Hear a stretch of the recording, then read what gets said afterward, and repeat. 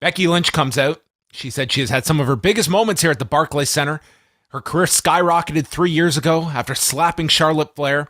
And last night was a culmination of a decade of love, hate, friendship, and betrayal. I came out and I wanted to injure and maim Charlotte Flair. And you people loved every second of it. You didn't care who walked out the winner. And she said, that's done. We're over that. And now I'm a heel. And she runs through all the different women on Raw. Rhea Ripley, Bianca Belair, Liv Morgan, and says, I used to put a lot of stock in your opinions, but all of you fans are full of crap. Last night, during the Women's Survivor Series match, you did the wave. You sang during that match.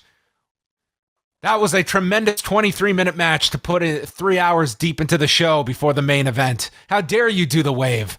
And this was her justification for saying, go to hell to all these fans. She says, but I actually agree with all of you because none of those 10 women deserve it. Liv's won one match in 4 years, and when I beat her, all of you will bitch and moan when she loses. I've got a death grip on this title, and no one is taking it away from me. I found this both, like, Becky is a phenomenal promo. I think she is just a great, great speaker.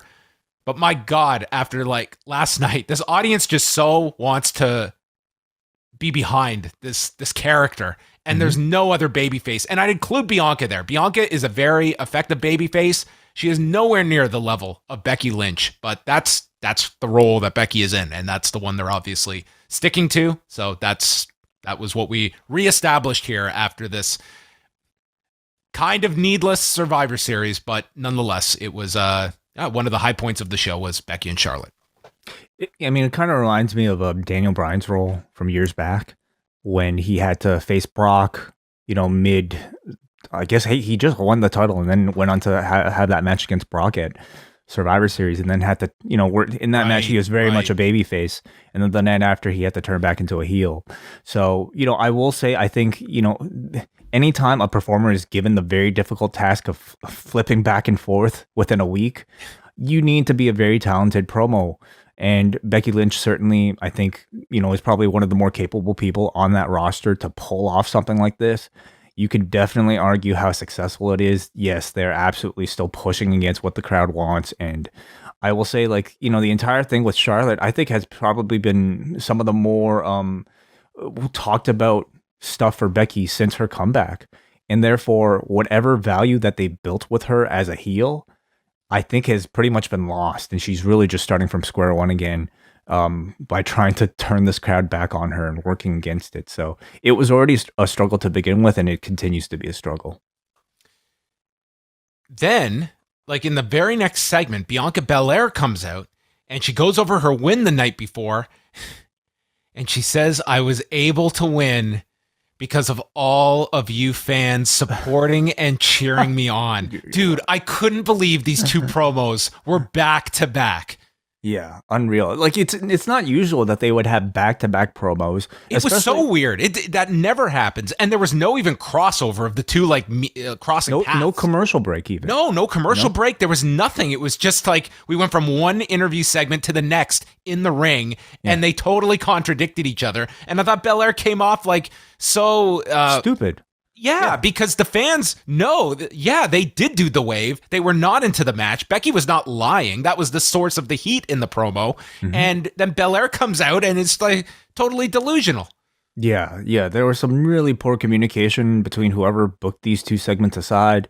Who knows? Maybe on a prior draft of the script, this was, in the third hour and somehow things got swapped and this ended up being the case. But it was very unfortunate. Even if it was in the third hour, you have Becky come out and basically remind the audience that, hey, we all turned on that match last night. And to have Bianca just come out and basically ignore it and, in fact, thank the audience in a way for, they were cheering. I've never seen 13,000 people wave at me at the same time. And you made me feel so important in this moment. Thank you. Well, I will say, from her perspective, they were cheering for her, okay? They were cheering for Sasha. That is the truth. But still, for her to come out and not address what Becky just introduced, I think feels very, very disingenuous.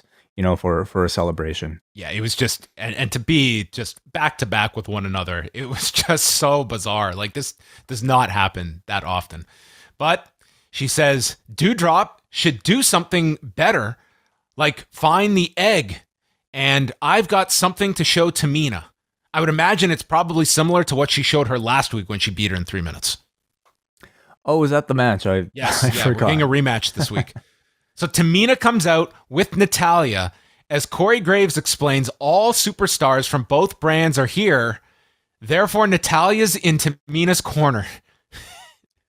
So All I could think about Natalya was like, man, I could have been home an extra day this week before I got to come back for SmackDown on Friday. And here I am to walk out with my ex-partner and stand in a corner. maybe she was in the back anyway, just hanging out with TJ or something like that. I don't know, but I didn't even know that these two were still a team.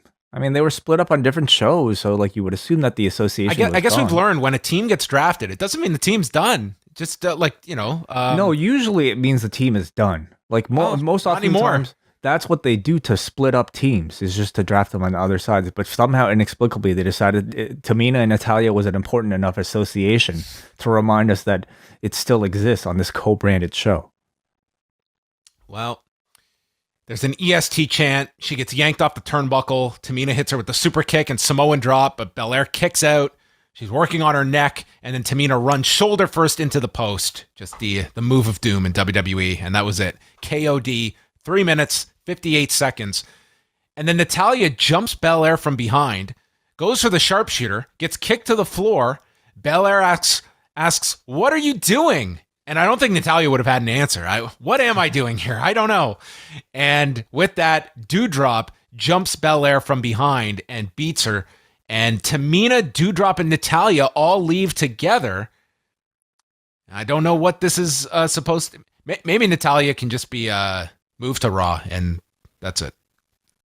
Yeah, why not? Or show up on both shows. Show up in NXT. Like, I don't think it matters much.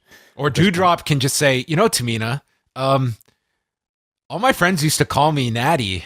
You could just call me Natalya. Dewdrop can say that?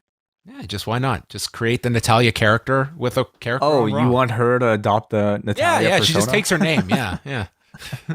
Sure. And then you have Tamina and Natalya every week. Playing the role of Natalya is Dewdrop. Then Brett will show up and Vince is gonna have this great idea. He's like, what? I've released all these people, but I could just have playing the role of the Fiend is now going to be Alexa Bliss. I mean, they actually did that. They kind of did. So yeah. I don't know if he could get Natalya though. I mean, does he own the rights to the name Natalya? We're giving too much thought to this. The three of them left together. I don't know why Natalya was on the show. Your answer is as good as any, that she was just there and said, "Hey, you want to be on the show?" Sure. Yeah. But this is all just, setting up, I guess, minor villains for Bianca to overcome. They at least two of them. Yeah. I mean, Tamina, she's already vanquished. She'll probably vanquish 3 more times en route to this match with Dewdrop, which I'm thinking Bianca will win. But ultimately, I don't know how much of it, they're all just kind of time fillers for Bianca until, she gets that rematch with, Becky. What this has to be? They have to do it on the New Year's Day show so that Belair can say, when the ball drops, Dewdrops. Ooh. I like it. Let's wait 6 weeks just for that 5-second line. Will you give the show a thumbs up no matter what if they did that? 100%. 100%. Okay. I can't wait for the first day of 2022. We'll be watching a pay-per-view.